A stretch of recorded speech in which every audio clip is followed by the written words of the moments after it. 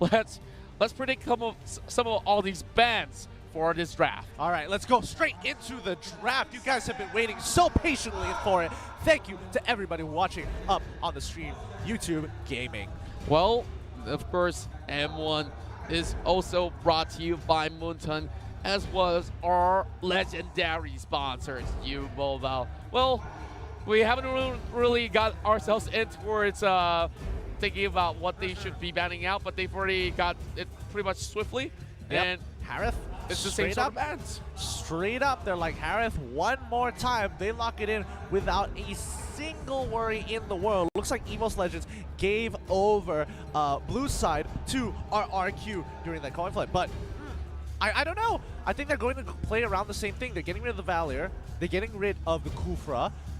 Same bans coming in from RRQ. I think, you know, they have their priority picks, which they play a little too well and are a little too safe, like a marksman such as the Claude. So it's understandable. But this time, Xborg is going to be secured by EVOS Legends. I just love it. Well, I really can't wait to see what they could possibly do with this. We know Xborg could easily go in for those sort of dives. And, well, by the time it hits late game, you get that immortality up. You can easily just pop that Firaga armor with Blast Insanity. And one more time, we're looking at that high loss pick falling in the hands of RRQ. And now being paired along with the Kaja. What do you feel about the Kaja with this matchup? I think it's a strong pick. I think overall Indonesia, they have a great way of playing Kaja. It's super oppressive once you get ahead. Secures tower dives like nobody's business. And now EVOS is kind of thinking like, do I want to lock in the Boxia this time to kind of deal with the high loss?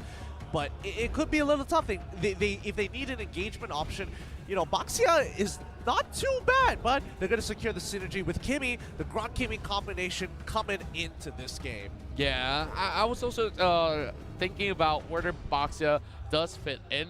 Well, it's just going to be two Titans of the Tank if they do pick it up to actually to be that sort of mid shield in that sort of sense, but instead Kimmy will be that main DPS. Lilia being banned away. I was talking about priority on towards this mage, and now we won't be seeing her all too often from now onwards. Well, draft number 2, I mean, the second phase right here, they're just going to be moving things up a notch. So if they were to actually pick up a mage, what would it be for EVOS Legends? I think they should just ban out a marksman here and then lock in the marksman for themselves, because there's not a lot of options, and I think putting in the Hellcurt, or maybe even consider banning out the Hellcurt this time around for RRQ, because both of which are extremely powerful picks. I think it's going to be a tough decision regardless, but you got to deal with it's kind of like pick your poison. Like, what do you want to deal with? A super annoying, getting rid of the split push. Oh wow, look at that confidence, 4-0 for RRQ. All right, we're just going to have to wait and see. So instead, they're going to leave everything up on the table, and they're going to get rid of the Masha. Well, I'm about to buy diamonds for him if it really is 4-0. To me, it's not so straightforward. But yeah, back to what you were saying. Well, Kimmy, right here. I think that late game Kimmy is going to be another issue as well. Like, once you already got themselves that sort of lead, it's great for sieging in first, but much later on, it's going to be tough. Akaido. Yes, I love it. I love it, because again, if Hylos wants to like kind of run away or put down the Revitalize, it's like, oh, you want to sit in that zone? How about no? How about get out of here? Let me push you away with my disruption. Yeah, you can actually lock down that Hylos and that sort of sense. But then again, there's still Kaja. You can also pull away the Akai, but of course, Akai could still go invulnerable in that sort of sense. Well, a lot of EVOS fans all being gathered at one corner. I love how his face is just straight. He's like, confidence, Indonesia, EVOS, we got this. We got this. But now, coming into the last 6 seconds of the game, they need to lock in their 2 picks here. They need some form of a marksman. It's going to be the Granger one more time. But instead, Lemon, once again, playing on a choke. He did a pretty solid performance towards the later stages of the game, but he got hella punished in the early to mid-game phase. Well, I'm looking at RRQ here. Yep, that early to late phase was definitely was tough. And we're looking at this Harith as well as Granger. Tsuturo again picking this one up. He was the MVP for great reasons, and now having to deal with Harith. So it's going to tear EVOS Legends apart on which one should they prioritize on taking down first. Yeah, and now Coming in, last 8 seconds for EVOS Legends. They're going to be locking in the Chang'e, putting Kimi into the marksman position. Because again, remember, nobody can really deal with her. They're going to create space, use the wall, siege them again. I think we know for a fact this is an early game composition coming in for EVOS. Chang'e scales decently well, but if the same conditions happen like the previous game where it drags out to about the 15-minute mark, it slowly goes into the favor of RRQ. They have much better scaling in their composition. Yeah, and I would say that's definitely going to be that sort of advantage that they do have. But I'm looking at EVOS here. Will go double or nothing on those early approaches, especially when you have Meteor Shower as well as the Kimi constantly being pushing in that sort of wave. So if they were to actually commit, you still have to actually match the way of that trade, because that's going to be a lot of all that DPS who could possibly melt out some of all this tickets of tanks, no matter what item that they do have in the early phase. I agree, and I think at this point in time, we know for a fact mid lane is probably, well, I wouldn't say not for a fact, because again, you have Kimi Grok, strong combination. The question is, how are they going to kind of play this out? Because they could put her in the side lane if they wanted to, but then again, don't you want your mage to kind of be in that position too? So I think based on where they assign their lanes in this upcoming matchup is determining where they're going to invade the map, because they have such strong early game. Their level 1 is hella good. Oh yes, indeed. I would say that level 1 invade is going to set the tempo up, and who knows, they may be able to starve out their opponents in that sort of sense if they could manage a camp steal or two. Yeah, and I think the timing is so important. Like most people don't understand that the first 3 minutes of the game is extremely important. You miss out 2 waves, you're basically missing out a kill's worth of gold. And that's a lot to actually go around, especially since your objective is to get to level 4 as soon as possible to maybe look for a good fight. But I don't know. We've seen a lot of teams mess it up. Torak, previous game, 10 seconds gaming, they've done it successfully one time, and when they tried it again in the second, it messed up as well. So it's a fine line to cross. Yeah, and it's really that sort of a 50-50 in that sort of sense. Do you want to take it or leave it? Like, if it's really out in the open, it's so straightforward without being that sort of a defense coming for your opposing side to actually secure that and possibly pull it back to their hands, then okay, you gotta just respect them if they were already having that early sort of lead. But there are times that if you do have that opportunity to actually go in for that invade secure, then well, easily you could just get that early head start for your own team in that sort of sense. But yes, first 3 minutes is where we will see a little bit of that sort of a fight and contention. We always know EVOS as well, RRQ, they're not the kind of the team that says, hey, I'm gonna play passive until somebody comes and force me. And yep, a little bit of that did happen, but now we hear the roaring fans. It's time for us to slowly head into our second game. Yeah, and I can't wait to see how this plays out, because again, RRQ, the momentum, once you win that first game, you've got that taste of blood, you've got that taste of revenge. They want to move on forward, making this a clean 2-0, just so that they will have, you know, crushed the spirits of EVOS Legends, put them in a tight pinch. Yeah, and well, speaking of pitches, I could just pitch myself and could not believe my eyes on how amazing this crowd is so far. Now, we want to hear you guys scream if you can, whether it's from your home, if you're in the washroom, I don't care. Scream it out for your team. Hashtag RRQ win or hashtag EVOS win. Now, you all recognize your heroes on board, and we'll be heading in towards our very second game of this series. So I'm really expecting that EVOS here, they're really looking to make sure that they go on the tie at the very least. And well, to do that, it will take a lot of effort to break down our RRQ. And you've waited long enough, we're gonna provide it for you. It's gonna be Game 2, RRQ versus EVOS Legends. Let the games begin. Oh, looks like they're moving as a 5-man unit towards the bottom side of the map. EVOS Legends going for an aggressive invade, but this is going to give RRQ enough information, as I'm pretty sure Liam has just spotted out at least 3 members down on bot side. Well, of course, Sin he's already getting chunked out, and oh wait, whoa! What? That's a little too much. There it goes. First blood here secured, and EVOS Legends take the lead. They walk up a little bit too far. Liam and Luminaire down on the bot side. But again, buffs have been taken away. Rekt is now turning around just to poke his nose into enemy territory. But Aura, he has to hold his ground a lot better. The buff has been stolen, but not without getting chunked out just a little bit, because X-Borg is such an annoying hero. Yeah, and he did respect that X-Borg as well. We saw that Flicker being pulled out from Lemon. Of course, getting a little bit more distance in. Rexia is going to be able to secure that river grab. Well, Liam, of course, we talk about Hylos not reaching level 4. It's going to be really difficult for them. And Reg is just applying more and more of this pressure. Might just be able to secure a great kill if he lands his level 4. Yeah, and now, you know, Akai, he's taking a little bit too much damage. I think Rekt is going to be able to put some hurt into that turret. Oh, he took Mage Slayer. That means they're looking to take these early objectives. Liam coming in with the arrival. Law and Order locks down Rekt. But I think they know exactly what they want to do. They want to break this bottom tier 1. Harith, as well as Kaja, is moving down to the bottom side of the map. Luminaire is just kind of sitting there, waiting for an opportunity, or better yet, giving information to EVOS Legends. A good clear by RRQ. The lane resets. We can see great balance of the mid waves coming from RRQ, like you said. And now Harris is going to be spotting out Luminaire. Just going to be dashing off and away. Well, here comes the Grok as well. One arrival being utilized by Liam way early on in this whole lot of Flicker on top of RRQ. Only one redemption, though. Well, Sid is not going to give this one away. And there goes EVOS Legends starting off the very first turtle of the game. And now they're going to rotate really quick. Oh no, the turtle's been stolen away by the Kaja, but she's going to die in response. Lemon is kind of in trouble. Glorious Pathway has been popped to kind of disengage from the team, but you know, not really utilized too well. Luckily, Lemon was able to shitpo over the wall. A little unfortunate that they lost it, but EVOS Legends is still in the lead, and they want to do a good response. They're going to steal away the buff and take away jungle from the bottom side of the map. We're looking at EVOS here, getting one more picked off. 2-0, having slight lead. So we see Liam still hugging real tight. Well, there's a little bit more of that sort of a tempo towards the top side. Tajuru in danger!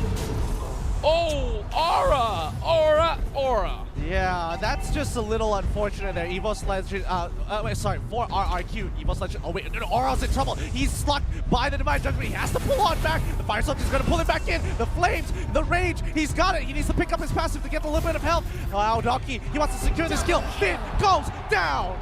Double kill for Donkey, and now Liam, the next one to fall, as we see Rack as well as one get this one underway. EVOS Legends here are making a huge statement here, 6-1. Yeah, 6-1 already, 3 minutes into the game. Pushing into the 4th minute. They should be able to get top tier 1. Nope, not yet. Looks like Harith is there to turn it all around. Donkey is being kicked away, but the Watch Shot should allow him to get out of there. Oh, that's insanity. Ain't gonna be enough to get you out of this time, X-Borg. Even one can't save you with the Meteor Shower. Yeah, what one was doing right there was great, but they lost out on Aura. Well, you have to really take one for the team in that sort of sense, but look at RRQ here. Losing a lot of all these gold lead over onto its EVOS. Well, Donkeys is going to be balancing things out. It's going to be doing quite a number of damage towards Lemon. Resurrecting soon. Lemon, I'm just waiting to see how he's going to build out this Cho. Yeah, I think so far the Cho is doing an overall okay job, but like these smaller mistakes have really started to affect their playstyle overall. They're losing a lot of pressure here and there. EVOS Legends is getting ahead, and again, remember, they're an early game composition with some great mid-game playing capability. They're going to try and take advantage of that, and if RRQ keep making these mistakes like this one, he's definitely dead here. Goodbye, Finn, you're going down, and now Liam is into the backline. The Destinata, they're trying to turn this around, but Juan, he's already using the Meteor Shower. Liam is taking a little too much damage. Donkey actually survives at the very end of the day. It's going to be a 1-for-0 trade. Make it 2-0 for the side of EVOS Legends. Aura, he came in to turn it around, and somehow some of all these members survive, especially for Donkey right here. Now, look at Sid. He might just go in for the steal while there is a split push coming in from the top side here from RRQ. Aura versus Sid, and he's going for the flank! No, he doesn't steal it away! Oh boy! Yes, they pick him off, and Sid is going to peel away. Unfortunately, he doesn't get the steal, but he got really, really close there. Whew! I'm sweating for EVOS Legends now. Oh, this is definitely going to be real tough. RRQ giving them a surprise. Might just even get a heart attack from that because they did not see the rest of the members, and they don't have any clue where the Harif was camping out. Sliding from the back as well. Here comes Liam. Oh, Step on the wall. Beautiful Hurricane dance as well. The wobble combo with Peter Shower hitting him through. That was just a firing range. That was literally a firing range. Just ready, steady, shoot. Oh my goodness. That's a brutal way to get executed under your turret. Well played to EVOS Legends. They're going to continue their onslaught for now, but we've seen this position in the previous game for RRQ. They held on to their guns and they were able to rotate a little bit faster. So this might be the exact same case. We just have to wait until 20 minutes into the game. Yeah, I guess like we're definitely going to be heading towards the late game if we're going at this sort of tempo. But EVOS Legends is definitely doing a lot of great work actually catching out RRQ. But in terms of macro play, they haven't really all too much made themselves pretty much clear to take down the rest of the tier 2s. But they did open up the top side though. Here comes Aura. Here, trying to clear the wave. Couldn't really do much, and he will fall to the likes of Sin. Yep, it's going to be a 3-man dive down on the bot side. And Vuthea just to kind of secure this, but they're going to trade tier 2s for tier 2s. Liam, same position. He's going to get Dome under turret. Vin is trying to turn this around. Luminaire is traded. It's a 1-for-1, but I think they should be able to pick up Vin here now that Juan is able to get in the fight. Oh, the meteor shower is going to be... Oh, he is able to get out with the lightning bombs. Vin survives. Wow, pretty clean as a whistle, and you gotta say that Rex Q looks a little bit more messy when they did commit towards the bomb side. Well, it was just trying to actually mirror that sort of movement over to the top, and well, they're getting a lot more advantages to that because EVOS find themselves that turtle finally being safe in their hands and still getting stolen away by RRQ. Yes, I definitely agree there, but now EVOS Legends, I think they need to kind of keep control over the enemy jungle of RRQ and kind of starve them out every single time. RRQ, it's kind of on them to make the mistake because EVOS Legends, they're playing extremely safe. They're not forcing out anything too hard unless they know they can profit off the situation. So now RRQ, where is the play going to be? Vin, where is that divine judgment play that we're all waiting for? Well, we've definitely been waiting for quite some long time, but well, we do expect a whole lot more coming from them. But here comes Donkey, already spotting out Sin, and he has to actually force his way through. Maximum charge on towards Liam. Liam is already used up that halfway, and now Akai secures that kill onto Hylas. Oh, they go right over the wall as Juan is going to be A-okay. The Death Sonata doesn't actually kill Donkey. He's still alive. Sin might turn this around. Like this really, really low, but the backline is already dead. And now Sin is running for the bridges. Oh, Luminade. I'm not too sure if he does have the Hurricane Dance back up, but that's going to be a great sort of go down. But will be stopped here by Donkey, already getting a meta kill. 4 for nothing in favor of EVOS Legends. This is their reply to RRQ's game 1. That was a fluke. We're not going to make the same mistakes. Well, no mistakes so far for Grok and Chang'e, to say the very least. Look at him go. They're already building out all these already tankiness items. Sinisteel already being finished off. Of course, a lot of all these wands already in the hands of that Chang'e.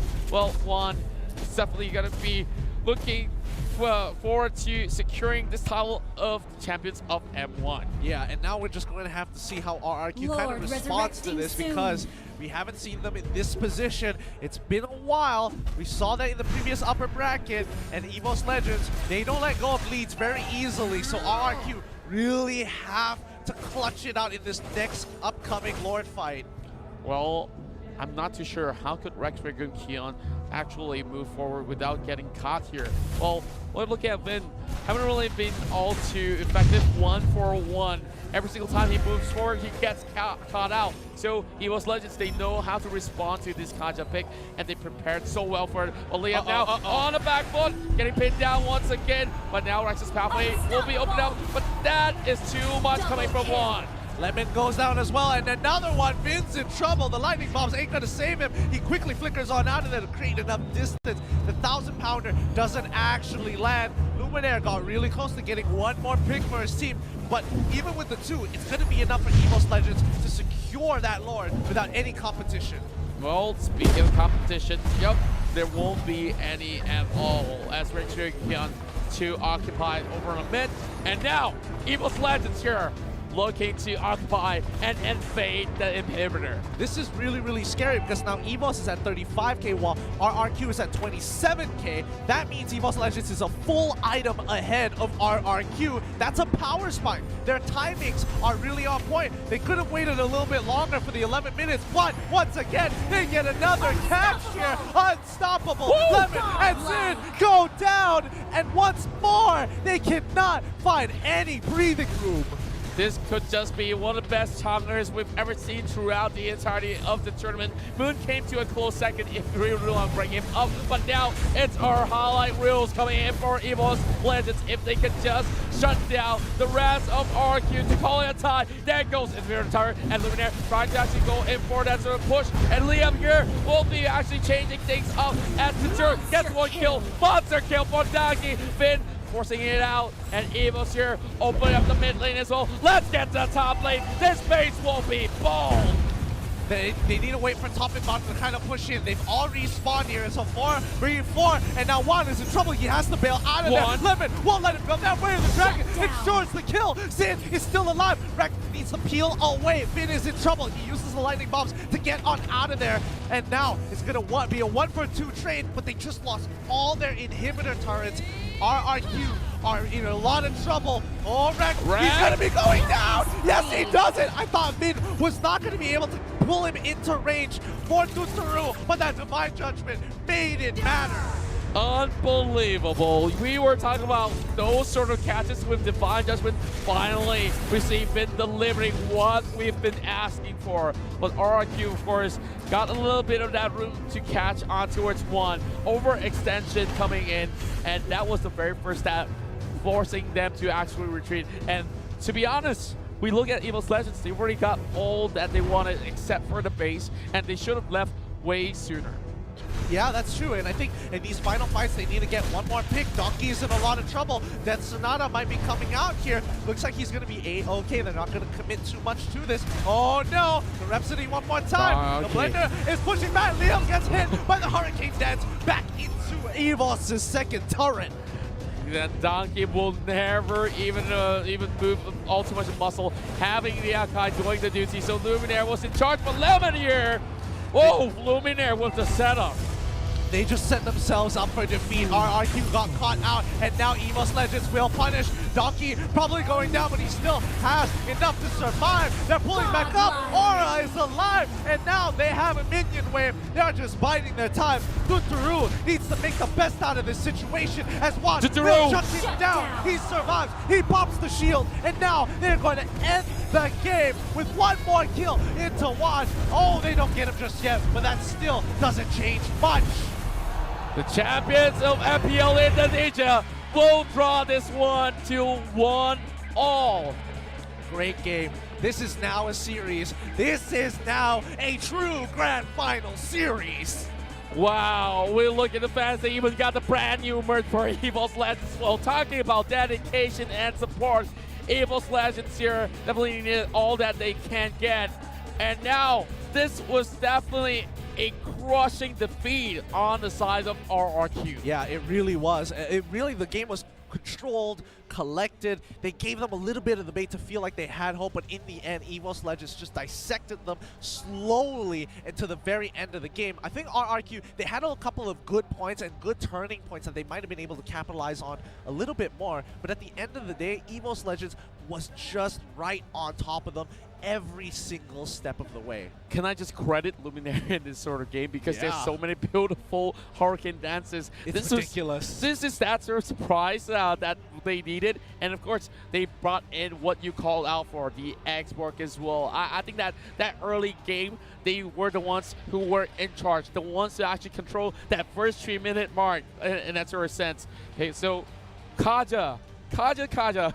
We thought that that's the sort of pick for you to actually catch people on, and Vin was completely silenced off. Yeah, he just struggled to look for these opportunities to catch them off. Like Xborg, for an example, even if you divine judge him, the moment his armor breaks, he gets right on out of there, rolls away because he's invulnerable, and somehow it's not worth your time. Same thing, Akai, he pops that ultimate, that Hurricane Dance, and he's just pulling away this dude who's just knocking away your team. So it's really frustrating to deal with. But here are the end game stats here. Overall, great victory coming in from EVOS Legends to kind of boost their confidence. Juan, great job on Chang'e. Well, I gotta say that Chang'e definitely dished out way too much that we did expect coming in towards this draft. 68k in total, but look at the goal. It was absolutely stunning to see EVOS Legends here extend that lead to 10k gold. And like you mentioned, they managed to purchase all these solid items to actually take on RRQ, which eventually got starved out in that sort of sense, and won here as the MVP, only falling once in this entirety of this fight. Exactly. I felt like EVOS Legends should have been snowballing a lot harder than what we were witnessing here. A 13 minutes game, I thought by 9 minutes they'll already be like, 7 turrets ahead. They're just crushing their way through into RRQ. But I think RRQ, what's really commendable is that they understood what exactly EVOS Legends was trying to do. They saw the Mage Slayer on the side of EVOS Legends, especially when you put it on someone like Kimmy. It's a big signal they want to play for objectives here. And here he is, Juan, the man himself, who was able to kind of crush just the spirit of RRQ, but that's not going to put them down just yet. Yeah, and that the MVP of the match has got to be him. 919. Well, you got to maybe just call in the cops to actually arrest this one. Well, of course, I'm being a little bit more cringy right here, my friend. Well, let's look into how they actually fared, because this Chang build was definitely great for them to actually move across without getting caught out in that sort of sense, where they actually have so much of that coverage coming from the Akai at the same time. And look at one, KDA of 7.6. This is definitely one of the highest as compared to some of all these other players that's been filled out on M1 World Championship. So this is why that he always plays really cleanly. He doesn't really go all too aggressive. Sometimes you see some Changers, they play at the front line. That's not how you really want to get yourself that sort of advantage. And Mirror Shower every single time in towards those team fight to actually make good use of the outlet. Yeah, I think overall, the Chang'e has been one of those devastating picks for a lot of these teams, and especially against RRQ in particular.